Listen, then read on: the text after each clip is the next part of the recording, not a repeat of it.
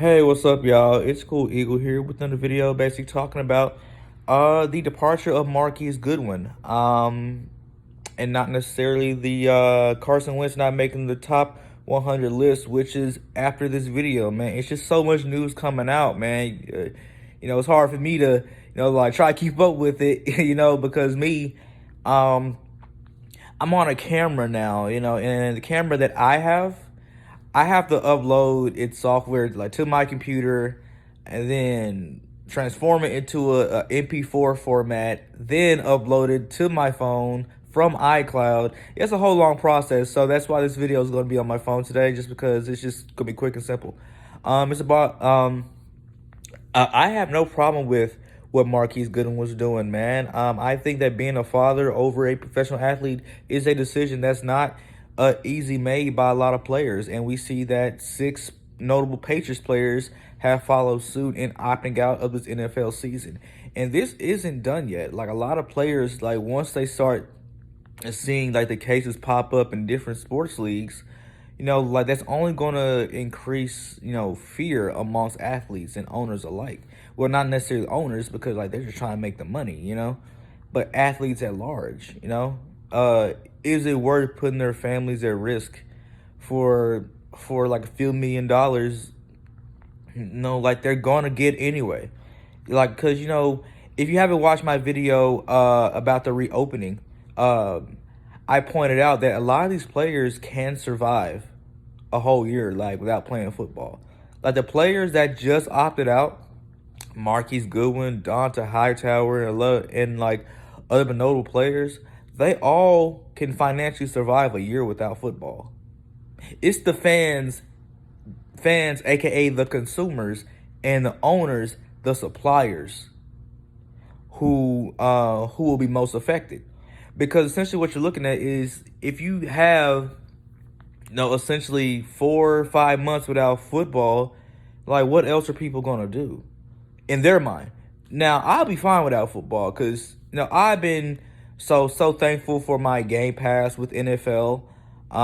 They really be helping out, man. Like, I've just been watching a lot of old football games, and that's where like some of my content is derived from, because I've been watching a lot of old Cowboys losses and just trying to come up with my Debunk Dak Praise Part 2. So yeah, I have no problem with Marquise Goodwin doing what he's doing now. What I will say is that now you have Deshaun Jackson at your 1, Jalen Reagor at your 2, Jay Jaw at your 3, and then you got Quez Watkins and John Hightower for your 4 and 5, or if you're 3, if they beat him out at training camp, and then Greg Ward Jr. This definitely leaves open for Greg Ward Jr. I think this is the best thing that could have happened to Greg Ward Jr. is Marquise Goodwin unfortunately opting out. Because now you officially have a solid wide receiver cast. You have a guy who's already played on our system, who knows the coach, who already has chemistry with Carson Wentz. So essentially what you're looking at your whole wide receiver core, right? California. Yeah, you should. Okay, so essentially what you're looking at for your wide receiver core is Deshaun Jackson, Jalen Reagor, okay, JJ Arcega-Whiteside. Okay, all right, so count on fingers here. Djax, Jay Reagor, Jay Jaw, Quez Watkins, John Hightower, Greg Ward Jr.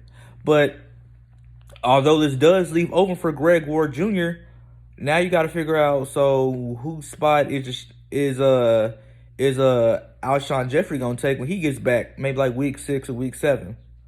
Now, like, who does this spell trouble for? Jay Jaw or Jalen Reagor at your 2 or 3, because you're gonna have Alshon Jeffrey at your 2 or your 3. So again, I have no problem with what like Marquise Goodwin is doing. This definitely, follows our next man up mantra. And it just opens up more opportunities for like our young wide receivers and wide receivers that are turning last year. But like, it does suck that Marcus Goodwin's not playing, because you essentially have a deep threat with experience and a voice in that locker room potentially. So I don't know, man. Like, tell me what y'all think, man. Is reopening, like, and players opting out, kind of putting a scare on the season?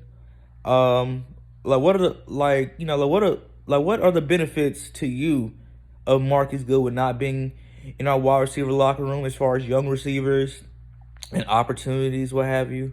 You know, and just tell me what you think overall in general, man.